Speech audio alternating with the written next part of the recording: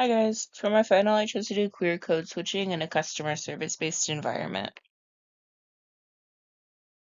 Okay, so what exactly is code switching? Code switching is defined as adjusting one's style of speech, appearance, behavior, and expression in ways that will optimize the comfort of others. So this is often associated with personal identity, prestige languages, and societal norms.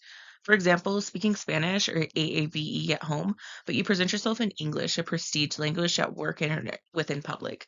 So you could have an accent and be comfortable presenting that with friends and family, but you would tone down your accent at work to be accepted. A lot of slang terms are often used within friend groups, but you wouldn't use that at work or within public just to maintain a professional appearance. So when you're talking specifically about the context of queer code switching, let's the adaptation of speech, body language, or behavior by LGBTQ individuals to navigate different social spheres. This is switching between straight passing and queer presenting. This largely ties into maintaining safety and better fitting in with the dominant social structure, and also really ties into being accepted by others. So, really, all of this ties into how you present yourself to others and how you express your own personal identity.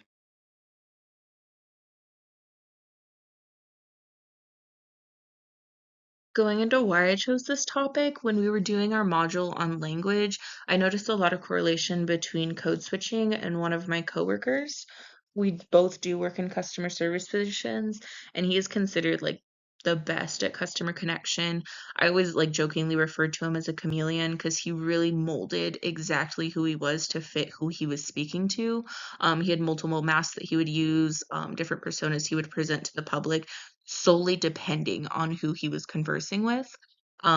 So I spoke with him farther. I asked to observe him when he was on his window times and like dealing with the public. He went through a lot of social interactions. Like we work at a like very high-paced coffee shop environment, and you really get to like you get slammed with social interaction. So he was seeing upwards of 500 people during his window times. Um, and I spoke to him a little bit about it, like how I wanted to understand how he judged exactly who he was going to present to the customer. So I really just took like a personal interest in what was happening.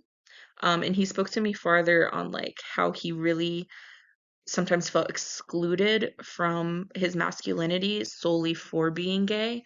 And he felt like people would automatically assume that because he was gay, he couldn't have more masculine interests. He felt that he was treated unfairly or like deliberately left behind or left out of conversations revolving masculinity solely because he was gay. So he started to mold himself to appear more masculine, to perform more masculinity, just to get around this roadblock for him. So, anthropologists study this topic really to understand the cultural identity and performance of queer people in workplace environments. So, there's a lot of exploration of the power dynamics and social hierarchies that form within workplaces. Um, a lot of it is based on like how they adapt and navigate the cultural norms regarding gender and sexuality and how they negotiate their own personal identities. Um, Anthropologists also examine issues regarding intersectionality, so that like influences their life chances and patterns of stratification. It offers like more insight into how different forms of identity overlap within a workplace. For an example, like an LGBT person of color could experience code switching differently than someone who is white and queer solely due to the underlying racial dynamics of the workplace. Um, how we would study this topic is like ethnographic fieldwork, observing and documenting any interactions, personal interviews to gain insight into how this queer person navigates and how they feel, how they are code switching, and also participant observation. So, like, really immersing yourself in the workplace environment and seeing how LGBTQ people interact with like coworkers, managers, and customers.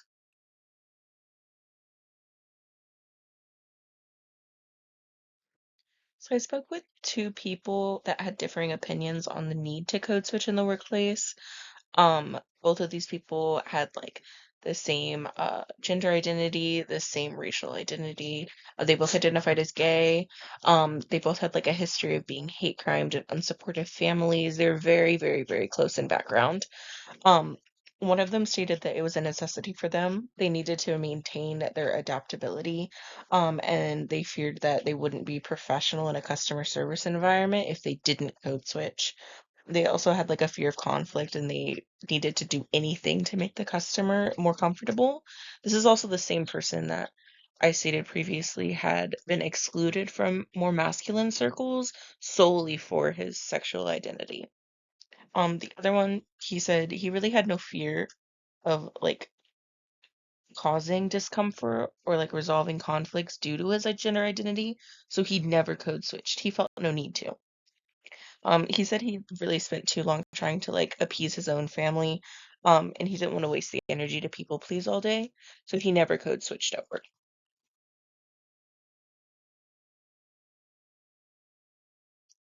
So globalization creates more diverse customer interactions.